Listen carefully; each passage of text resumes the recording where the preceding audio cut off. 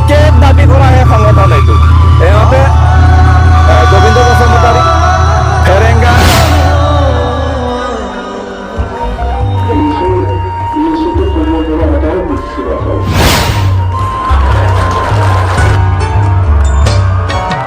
প্ৰথমতে মই আজি আমাৰ মিত্ৰজোঁটৰ প্ৰাৰ্থী হিচাপে UPPL, BJP আৰু AGPৰ চিডলি সমষ্টিৰ প্ৰাৰ্থী আমাৰ জ্যেষ্ঠ এজন বিষয়ববীয়া পাৰ্টীৰ প্ৰাক্তন MCLA নিৰ্মল কুমাৰ ব্ৰহ্ম ডাঙৰীয়াক দলে টিকেট প্ৰদান কৰিছে।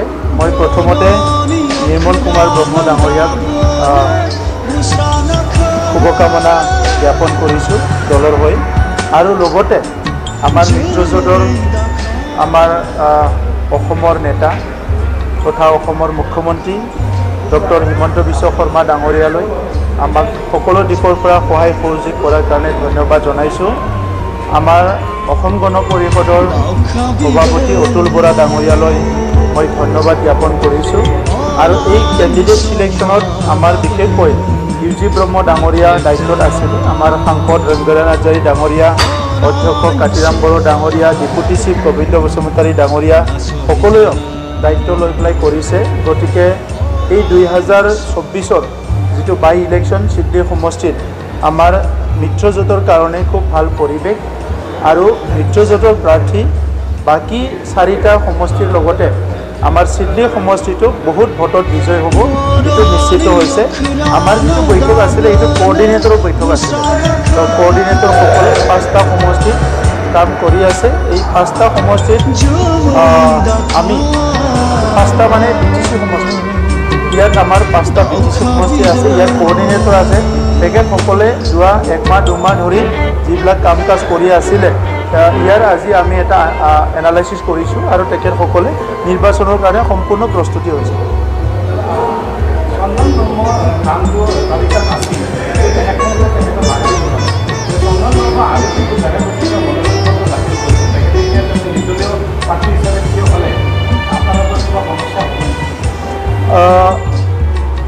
আমাৰ সকলো পৰিচিত নেতা প্ৰাক্তন মন্ত্ৰী চন্দন ব্ৰহ্ম ডাঙৰীয়া আমাৰ দলত যোগদান কৰিছিলে আৰু শেহতীয়াভাৱে তেখেতৰ যি এক্সপিৰিয়েঞ্চ আৰু তেখেতৰ দীঘলীয়া সময়ৰ যিখিনি অনুভূতি নেতৃত্ব এইটো চাই পেলাই আমাৰ দলে চবেই সিদ্ধান্ত লৈ মোক এটা এডভাইচ কৰিছিলে। সেই হিচাপে তেখেতক আমাৰ চৰকাৰৰ এডভাইজাৰ হিচাপে দায়িত্ব দিয়া হৈছে বিভিন্ন পলিচি মেটাৰত আৰু প্ৰাৰ্থীৰ বিষয়টো সম্পূৰ্ণ দলৰ আৰু মিত্ৰজোঁটৰ কিছুমানৰ লগত অলপ লোকেল লেভেলত কনচালটেশ্যন কৰা হয়।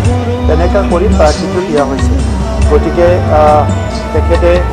তেখেতক আমি শ্ৰদ্ধা কৰোঁ আৰু নিশ্চয় তেখেতে ভাবি চিন্তি ভাল সিদ্ধান্ত ল'ব, যিটো সিদ্ধান্তই BTR অঞ্চলৰ কাৰণে ভাল হ'ব বা চিডলি সমষ্টিৰ ৰাইজৰ কাৰণে ভাল হ'ব। তেনেকুৱা সিদ্ধান্তটোৱে তেখেতে ল'ব আৰু মই আশা কৰোঁ যে UPPL দলৰ লগত থাকি তেখেতে অনাগত দিনত কাম কৰিব।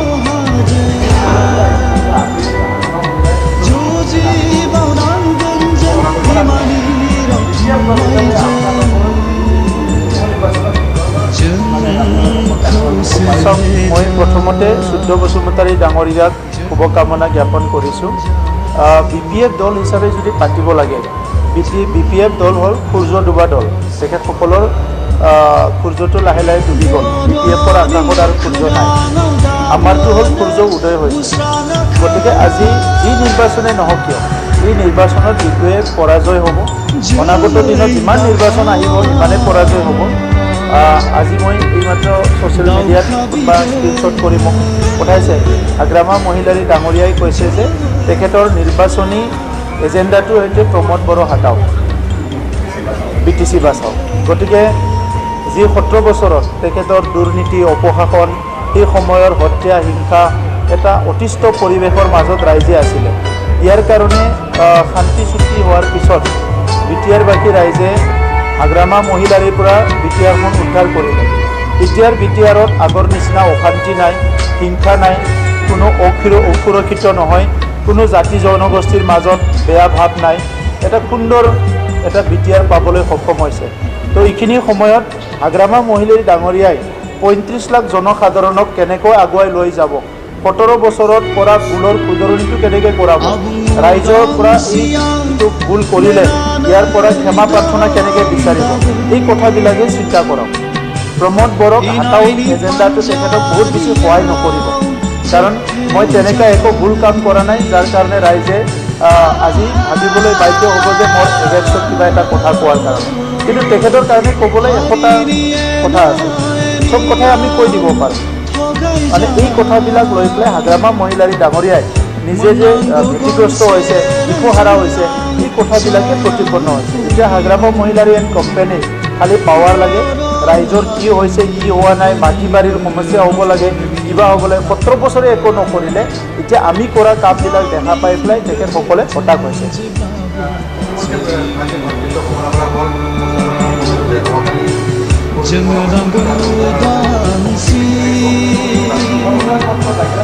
মুখ্যমন্ত্ৰী ডাঙৰীয়া এতিয়া অকল অসমৰ, যদিও মুখ্যমন্ত্ৰী অকল অসমৰ নেতা হৈ থকা নাই, তেখেতে ভাৰতবৰ্ষৰ নেতা হৈছে।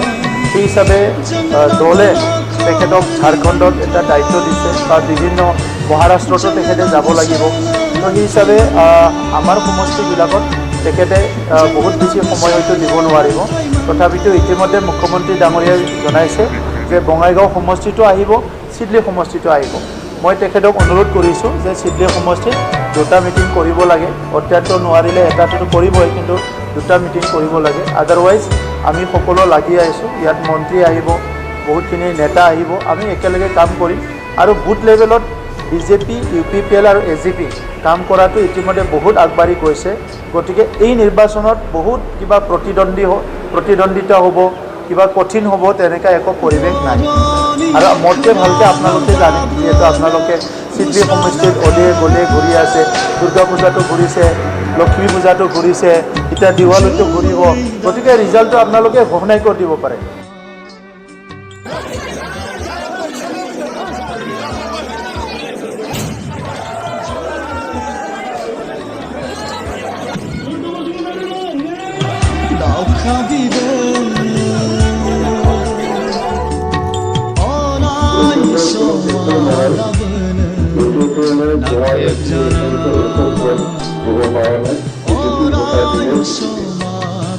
আমার তুলনামূলকভাবে দ্বিতীয়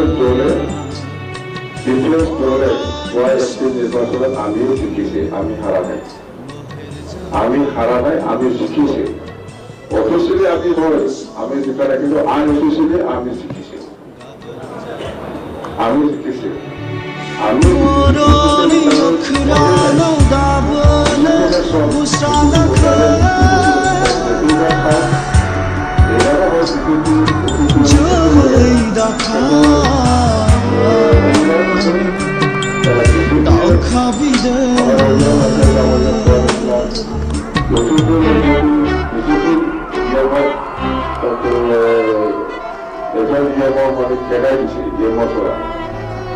ইয়াৰ প্ৰব্লেম নিশ্চয় বিজেপি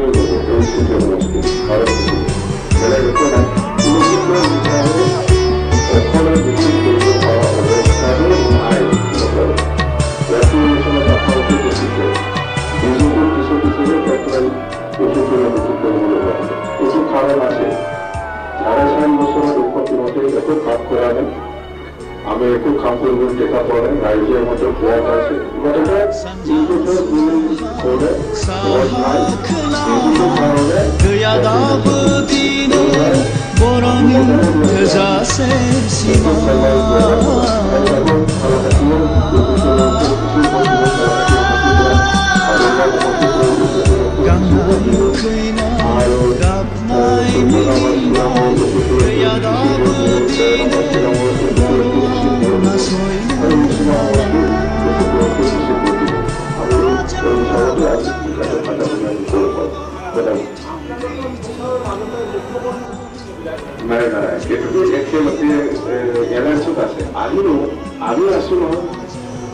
আমি আছো তোমাকে জনাই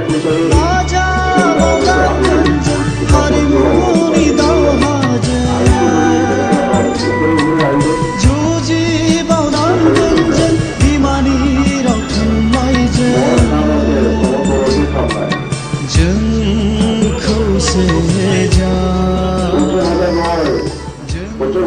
জিতে 80,000 আমাকে 80,000 82,000 বলছে আজমিতা পরিজন বর্তমানে জিতে 82,000 পায় আসা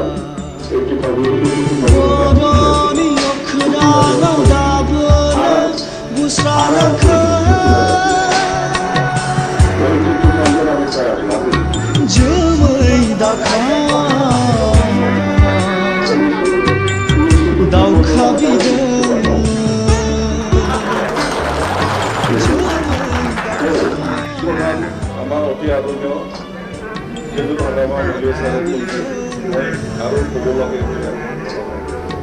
এইটো ফিগাৰ আমি একজেক্টলি কিমান ফিগাৰ পাম সেইটো ক'লে বহুত অভিমানী কথা কোৱা হ'ব এইটো এটা স্পষ্ট আমি অন্য দলতকৈ বেছি ভোট পাই পেলাই আমি দেখি আছোঁ একদম স্পষ্ট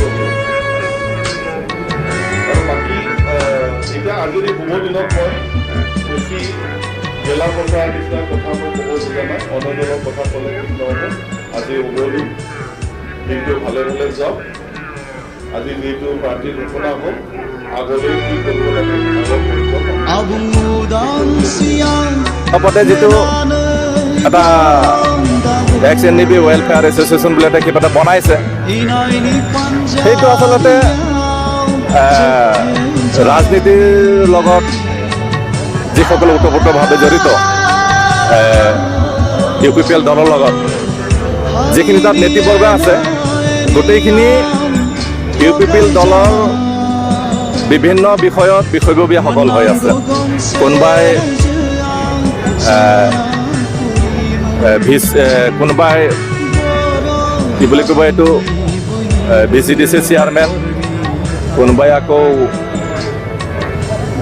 কি বুলি কৈছে TCLCCৰ চেয়াৰমেন ভাইচ চেয়াৰমেন কোনোবাই আকৌ বিভিন্ন ধৰণে সেই দলৰ লগত জড়িত সেইটো ইলেকশ্যন কেন্দ্ৰিক ইলেকশ্যন অহা 2025 যিটো ইলেকশ্যন আহি আছে ইলেকশ্যনত আমাৰ দাবীসমূহ সিহঁতে উত্থাপন কৰিবলৈ কাৰণে বা চৰকাৰক প্ৰেছাৰ দিবলৈ কাৰণে নহয় সিহঁতে যিখিনি NDB সদস্য UPPL দলত মানে আছে কোনোবাই ডেপুটি চিফ কোনোবাই EM কোনোবাই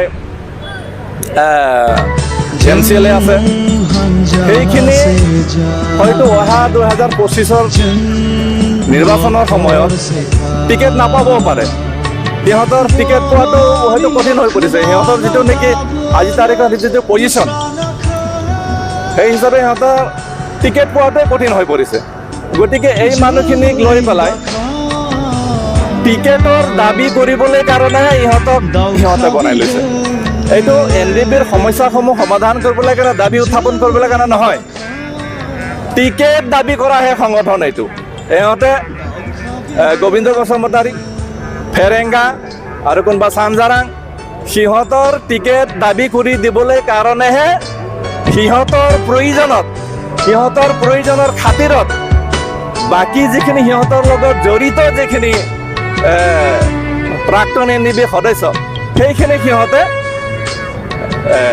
টিকেট দাবীদাৰ সংগঠন হিচাপে বনাই লৈছে বাকী একো নহয় প্ৰাক্তন MCLA নিৰ্মল কুমাৰ ব্ৰহ্ম ডাঙৰীয়াক দলে টিকেট প্ৰদান কৰিছে মই প্ৰথমতে নিৰ্মল কুমাৰ ব্ৰহ্ম ডাঙৰীয়াক